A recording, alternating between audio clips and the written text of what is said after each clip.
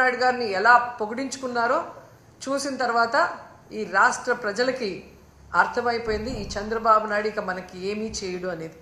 ఎందుకంటే ఎన్నికల ముందు మీరు చూస్తే దాదాపుగా సూపర్ 6తో పాటు 143 సూపర్ 6తో పాటు 143 హామీలు ఇచ్చారు. కానీ ఈరోజు ఏ హామీ గురించి ఎలాంటి క్లారిటీ లేకపోవటం చాలా దురదృష్టకరం. ఎందుకంటే ఎప్పుడూ కూడా బడ్జెట్ ప్రసంగం అనగానే మెజారిటీ విద్యారంగం, వైద్య రంగం, వ్యవసాయ రంగం, ఇరిగేషన్ వీటి మీద ఎలాంటి కమిట్మెంట్తో, ఎలాంటి లక్ష్యాలతో, దేనికి ప్రాధాన్యత ఏ విధంగా ఇస్తున్నారో చెప్తారని ఎదురు చూస్తే విజన్ 2047 అని చెప్పి కాకమ్మ కబుర్లతో ఆ ప్రసంగాన్ని ముగించడం మనం చూసాం. నిజంగా చాలా బాధేస్తుంది గవర్నర్ గారితో కూడా అబద్ధాలు చెప్పించడం. ఎందుకంటే చంద్రబాబు నాయుడుకి ఇచ్చిందే 5 సంవత్సరాల కాలంలో. సో తాను ఎన్నికల్లో ఏదైతే ప్రామిస్ చేశారో ఈ 5 ఏళ్ల కాలంలో తాను ఎలా అవన్నీ ఫుల్ఫిల్ చేస్తానని చెప్పమంటే 2047లో ఏదో చేయబోతానని చెప్పటం, ఇప్పుడు నేను ఏమీ చేయనన్నది ఇండైరెక్ట్గా స్పష్టంగా చెప్పడం అనేది రాష్ట్ర ప్రజలందరూ కూడా గమనించారు. ఎంత దురదృష్టకరం అంటే గవర్నర్ గారు చదివేటప్పుడు అస్సలు లిక్కర్ రేట్లు పెంచము అన్నట్టుగా చెప్పించారు. మీకు చూస్తే తెలుసు ప్రతి బాటిల్ మీద ఈరోజు రేట్లు ఎలా పెంచారో పేపర్లలో వాళ్ళ స్టేట్మెంట్లే మీరు గమనించవచ్చు. అంతేకాకుండా ఏపీ మొత్తం తెలుగుదేశం పార్టీ, జనసేన వాళ్ళు సిండికేట్లుగా తయారయ్యి ప్రతి బాటిల్ మీద 10 నుంచి 20 వరకు ఎలా పెంచుకొని అమ్ముతున్నారో ఏ ఊరికెళ్ళి ఏ తాగుబోతున్నా అడిగినా కూడా అర్థమవుతుంది.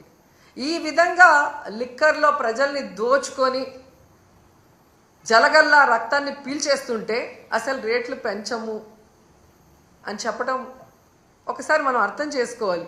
అబద్ధాలలో పరాకాష్ట. అలాగే విద్యుత్ ఛార్జీలు ఎన్నికల్లో స్పష్టంగా చెప్పారు, మేము అధికారంలోకి వస్తే 5 సంవత్సరాలు విద్యుత్ ఛార్జీలు పెంచము అని ఘంటాపథంగా చెప్పిన వాళ్ళు అధికారంలోకి రాగానే 15,000 కోట్లు విద్యుత్ ఛార్జీలు పెంచడమే కాకుండా ఇంకా భారాన్ని పెంచే దిశగా ప్రణాళికలు తయారు చేస్తూ గవర్నర్ గారి చేత విద్యుత్ ఛార్జీలు పెంచలేదు అన్నట్టుగా మాట్లాడించడము చాలా సిగ్గుచేటు చంద్రబాబు నాయుడు గారని ఈ సందర్భంగా తెలియజేసుకుంటున్నాను. అండ్ ఈరోజు మీరు ముఖ్యంగా చూస్తే చాలామంది మహిళలు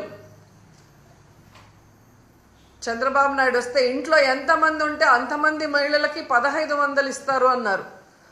ఆ 1500 ఇస్తారేమో అని ఆతృతగా ఎదురు చూస్తే దాని ప్రస్తావనే లేదు.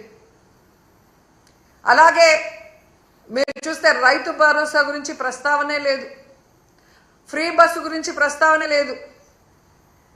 అమ్మఒడి జగనన్న ఇస్తూ ఉన్నారు, మేము తల్లికి వందనం ఇస్తాము అని చెప్పి గొప్పగా ప్రచారం చేసుకున్నారే కానీ ఈ రోజుటి వరకు 9 నెలలు అవుతుంది, ఒక్క పైసా ఇవ్వలేదు తల్లికి వందనం. కనీసం జగనన్న ఇస్తున్న ఆ అమ్మఒడిని కూడా కంటిన్యూ చేయకుండా ఈరోజు ఎగ్జామ్స్ కూడా వచ్చేసాయి. అంటే ఏ విధంగా పిల్లల్ని మోసం చేశాడో అనేది మనం కళ్ళారా చూడాలి. అంతేకాకుండా మీరు చూస్తే రైతన్నలకి అన్నదాత సుఖీభవ 20,000 ఇస్తాము అన్నారు.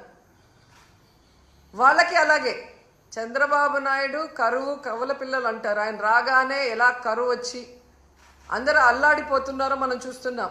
గిట్టుబాటు ధర లేదు, అలాగే పెట్టుబడి సహాయం లేకపోతే ఆ రైతులు ఏమవ్వాలి?